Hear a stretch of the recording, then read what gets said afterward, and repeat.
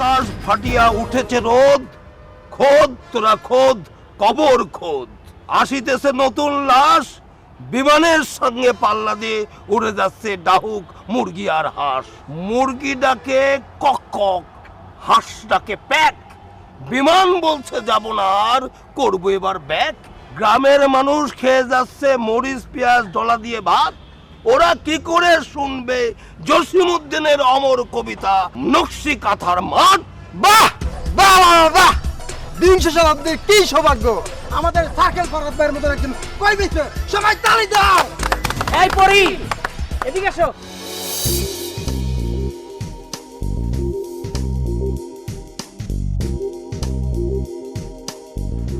Varsity থেকে আসলে বুঝি? ভার্সিটি? আমি মনে করি কি স্কুলে পড়ে। হ্যাঁ, খুব বেশি হলে তুমি কলেজ পর্যন্ত পড়তে পারো, ইউনিভার্সিটি এটা আমার বিশ্বাসই হচ্ছে না। হ্যাঁ, এটা কি করে হয়? আপনার বিশ্বাস করে না করে আমার কিচ্ছু আসে যায় না। তাছাড়া আমি এখনো ভার্সিটিতে ভর্তি হই নাই, হব। এই আয়াত, টেবিলে ভাত রেখে তুমি চলে আসছো, তুমি চলো। বলেন তো ভাই কেমন লাগে? হ্যাঁ বিদ্যুৎ, হ্যাঁ কি যেন বলছিলে তুমি? আমি বলছিলাম কি, আপনার কি বাসা নাই? সারাদিন ভাদেম্মার মতো এখানে বসে থাকেন কেন? ওয়াও, চমৎকার। তোমার মতন মিষ্টি তোমার কথাগুলো। আমি হচ্ছে কবি ফরহাদ, মানে এই যে সার্কেল মেনটেন করি, তো এই জন্য বিয়েটা পর্যন্ত করা হয় নাই। আপনার বিয়ে হয়েছে কি হয় না সেটা আপনার পার্সোনাল ব্যাপার। বলেন মিস্টার সার্কেল ফরহাদ, আমাকে কেন ডেকেছেন? আরে ডাকছে, সে সার্কেল নিয়ে মেনটেন করে, কখন কারে কোন কাজে লাগে তার তো ঠিক নাই। তোমার এখন দরকার কি? তুমি চলো বাসায় চলো।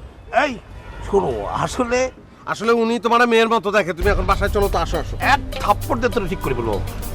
যাদব জায়গা দিকে আমাদের প্রাইভেট কথা কথা দিকে বলিস। দুনিয়ায় এত লোক মরে যায়, এই এত লোক মরতে পারে না। একদম no.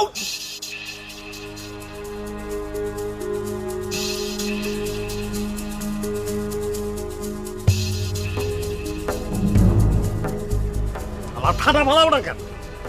তোরা ঠাডা পরে মরে যায় না কেন? এত লোক মরে, এরা মরে না। ঠাডা ভালাও, ঠাডা। শোনো, বড় বৃক্ষের কোনো বয়স হয় না।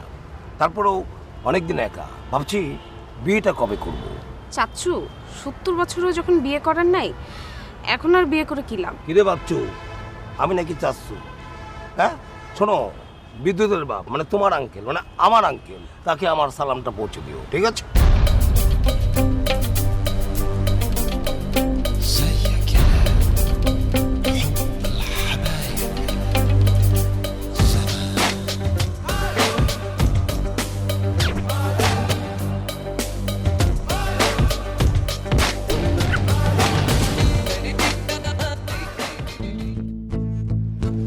বাহ বাবা, খুব ভালো।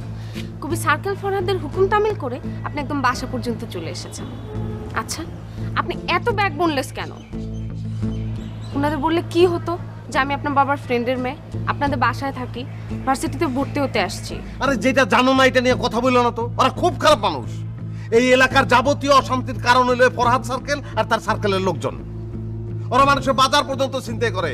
ওকে যদি আরামাইশের ব্যবস্থা করে না দেওয়া হয় তাহলে ডিশের লাইট কেটে দেয়, ইন্টারনেটের লাইট কেটে দেয়, দোকানে বাকি খেয়ে টাকা দেয় না, আবার মোবাইল ফোনের দোকান থেকে মেয়েদের নাম্বার নেয়, নিয়ে তারপর তাকে ডিস্টার্ব করে, বাচ্চাকে স্কুলে যেতে দেয় না। শোনো, মাত্র কয়েকদিন তুমি ঢাকায় আসছো তো, তুমি ওকে সম্পর্কে জানো না। তোমার আমি একটা রিকোয়েস্ট করি, তুমি ভুলেও ওকে সামনে যাও না। হ্যাঁ, খবরদার যাও না কিন্তু।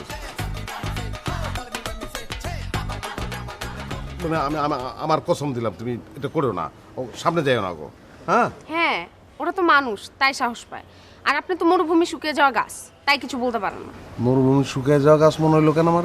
মানুষ হলে ওরা এত অন্যায় করে, তারপরে আপনি কিছু বলেন না কেন? আমি বলছি তো, আমি একলা কি করবো? আমি একলা তো কিছু করতে পারবো না। আমার তো ইচ্ছা হয় জগৎ ধৈর্য সেকেন্ডে সেকেন্ডে কারেন্টের শক দেই। ওরা যে হারামি, এতে কোনো কাজ হইব না, জানো তুমি? শখ উনাদেরকে না, শখ আপনাকে দেওয়া উচিত। কেন? তাহলে আপনার একটু সাহস বৃদ্ধি পাবে। আচ্ছা, আপনারা পুলিশে কমপ্লেন করেন না কেন? দেখো তো, যেটা জানো না এটা নিয়ে কেন কথা বলো? পুলিশেও লোকজন কমপ্লেন করছে, কোনো কাজ হয় নাই। এই ফরহাদের চান্দিতে চুল না থাকলে কি হইব? বুদ্ধি আছে। বড় অন্যায় করে না তো ছোটখাটো অন্যায় করে, পুলিশ ধরে নিয়ে যায়, দু একদিন পরে আবার ছেড়ে দেয়। আমি তো আল্লাহর কাছে বিচার দিই যে আল্লাহ 100 মেগাহার্টজের ঠাডা ফালাওয়ার সার্কেলের উপরে। মানুষ যতই খারাপ হোক, তাদের অভিশাপ দেওয়া উচিত না। চলেন। কি দেখেন? আরে আশ্চর্য, কি দেখেন? বউ। মানে মানে আমি বউ দেখি বলছি নাকি? মানে তুমি অনেক ভালো মেয়ে তো, মানে আমার মনে হতেছিল যে হঠাৎ করে যে এরকম একটা ভালো মেয়ে যদি আমার বউ হইতো। তুমি না, একটা ভালো মেয়ে। চলেন। তুমি না, চলো।